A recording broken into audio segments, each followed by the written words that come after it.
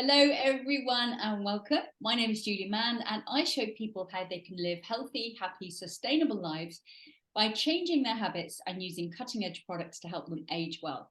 And I'm really delighted because today I'm joined by Kendra Irvine. And if you don't know who she is an Ayurvedic Health Councellor. And today she's going to share with us all about Timeless Ayurvedic Habits. And I absolutely love Ayurveda, and I cannot wait to hear what you've got to say, Kendra. So over to you. Oh, okay. Well, where do you start when it comes to habits? And I think like probably the best way to start for people is often because people get confused about the time to start, which ones are most important, ones that have to do with priority or time. A lot of reasons why people don't engage in habits is because they say it's too expensive or it's too time consuming. So what if we eliminated that whole paradigm of thinking and instead went back to basics? Okay, well, we know we want to achieve these certain things. How can we do that on an hourly basis, daily basis, weekly, monthly, yearly, and so on and so forth? So it's really just a matter of getting really clear about what it is that you want from these habits and what your intention is. And what I'll do is I'll share with you from the life, we'll call it life-changing magic of Ayurveda. It really is life science. That's what it translates to for those of you who don't know what it is. And the goal behind Ayurveda is essentially to empower people to heal themselves and ultimately for them to find the truth about who they really are. Because when we know the truth about who we really are, we shine a different kind of light than we ever have before. And in that sense, we can create this beautiful life for ourselves and a beautiful life for people on the planet as well when we become that sort of that living light. So when it comes to Ayurveda, the science has been around since, like, I want to say the beginning of time, but that's a little bit pretentious. It's been around as long as yoga has. It's its sister science. So this is thousands of years. Some people say 5,000, other people say 10,000. It is the world's original healthcare system. There's nothing that predates it, not even Chinese medicine. A lot of people kind of ask about the two because there's a lot of similarities. And so the basis of Ayurveda is on the elements, the five elements in nature. And if we come from nature, we have to have the five elements within us. And then, so that means that if there's nature out there, there's nature within us. If we align our daily routines and habits with what's going on in nature, then we create this sense of flow. There's no blocking, there's no fighting anything. It's really just tuning yourself to where you came from. So, how do we do that? Some people like to start in the evening, and other people start in the day. We'll start in the morning, perhaps. And then I can just take you through the full 24 hours and then I'll wrap it up from there. So, the ideal wake up time, first habit, according to Ayurveda, is to wake up at 6 a.m. Because there is a rhythm to the day, if you will, that is in 4 hour increments. So between 6 and 10, it's kind of our slower, more earthy time of day. Between 10 and 2, it's our more productive, fiery time of day. Between 2 and 6, it's our creative time of day. 6 and 10, things start to slow down again. And then 10 and 2, things can kind of fire up. And that's typically like 10 p.m. and 2 a.m.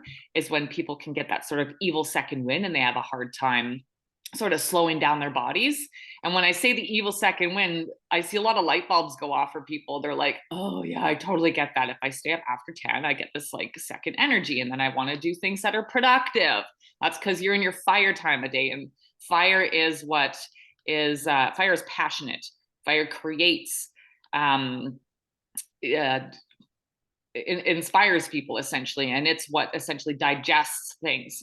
And so again, we go around that clock, and that's all the way 10 to 2, 2 to 6, 6 to 10, 10 to 2.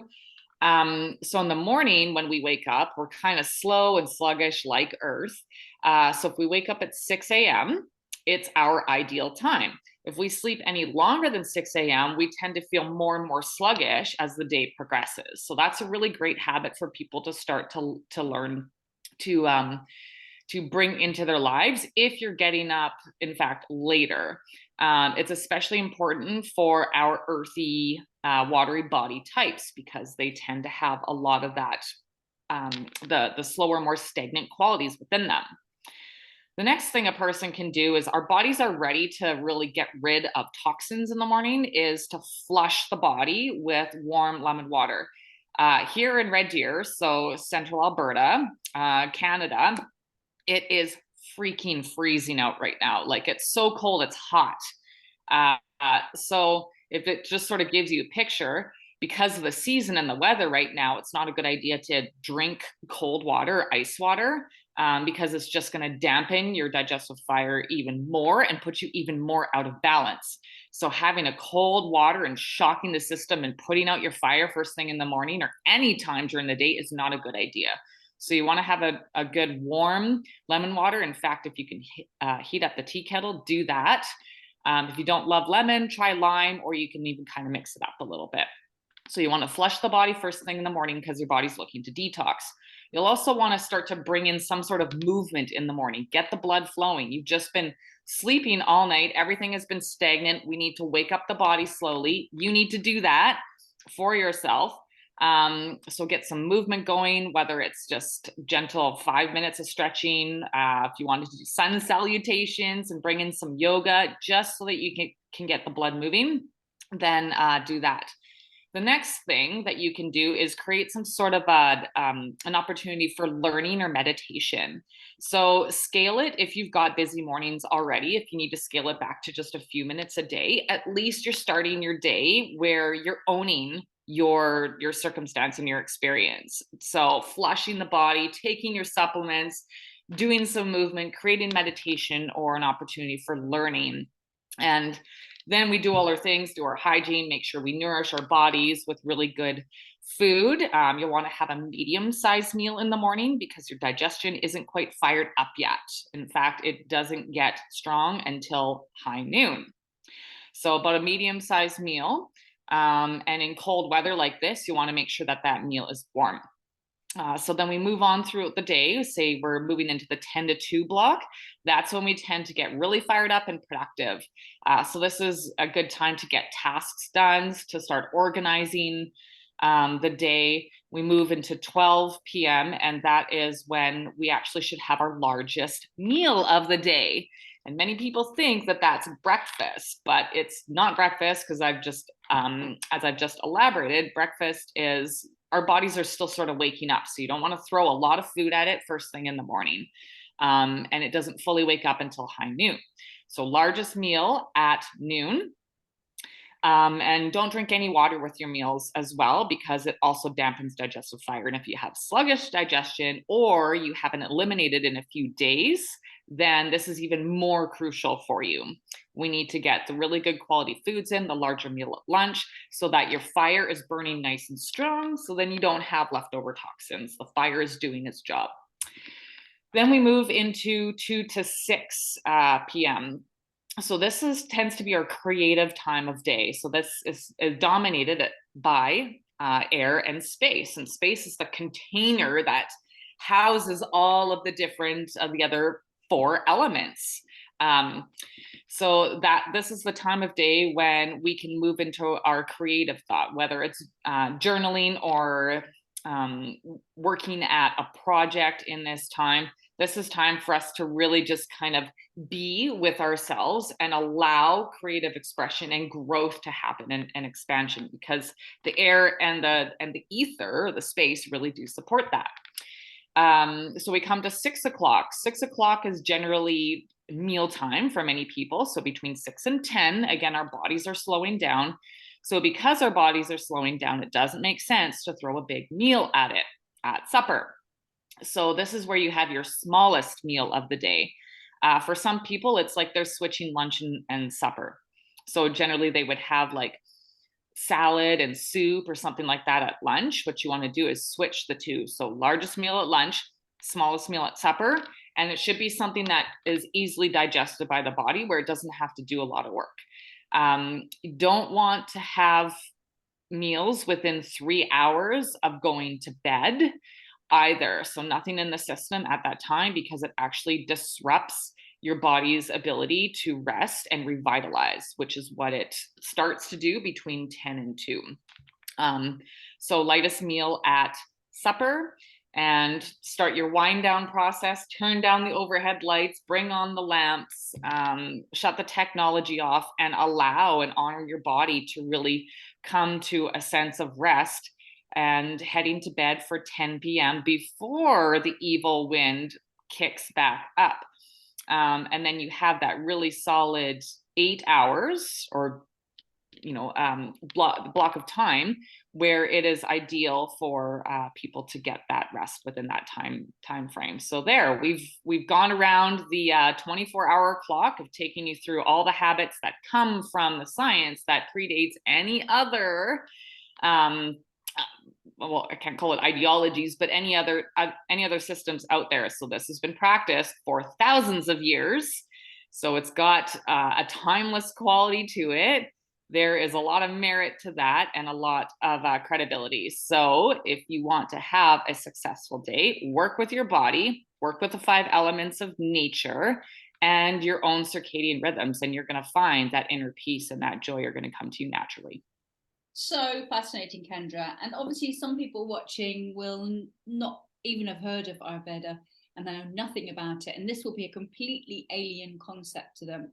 One of the things that I've noticed recently, it keeps popping up on social media, and is this cold water therapy, and having a nice bath, and getting into a nice tub, and in order to for the body to start heating itself up and kind of heal itself, supposedly. So what are your thoughts about that?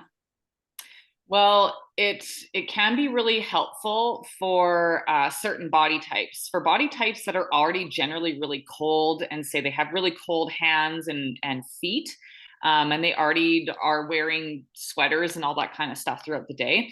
I understand sort of the concept, because the way that it's described is basically to sort of shock the system and to help people to improve circulation. There, it does have its merits in a therapeutic setting for people that want to say in the physio world do contrast bath or contrast bathing. I know Wim Hof is a huge proponent of that sort of thing, and I think that's something that takes years to build up that kind of tolerance to colder weather, or ice baths and that sort of thing. I've tried that myself in the shower, where the last minute I'll turn it on to really cold and I'll be like, okay, just it's mind over matter. And it really is. And there's a lot of value in being in discomfort for a little period of time to teach yourself to overcome that. I see the value in it that way.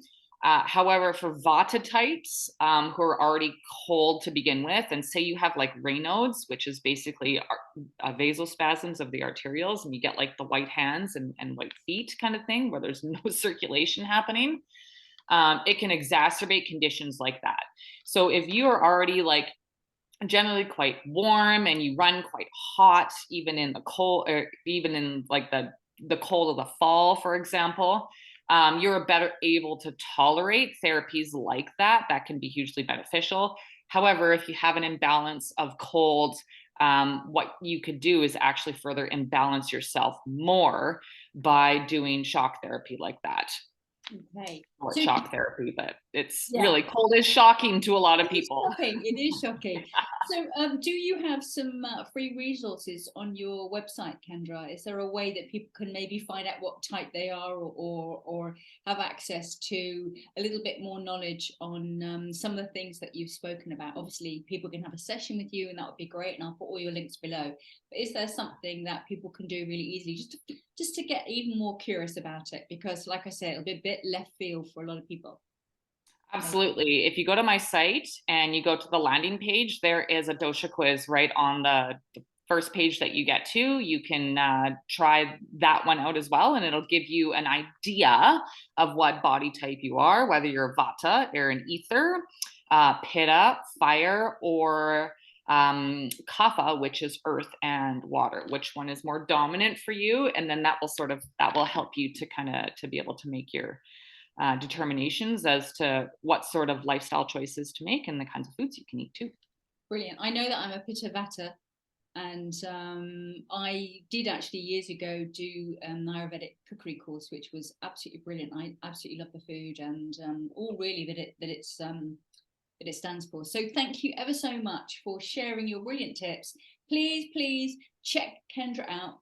See her links below this video. Mine will be there too. But thank you so much for watching. And again, Kendra, thank you so much for sharing your wisdom.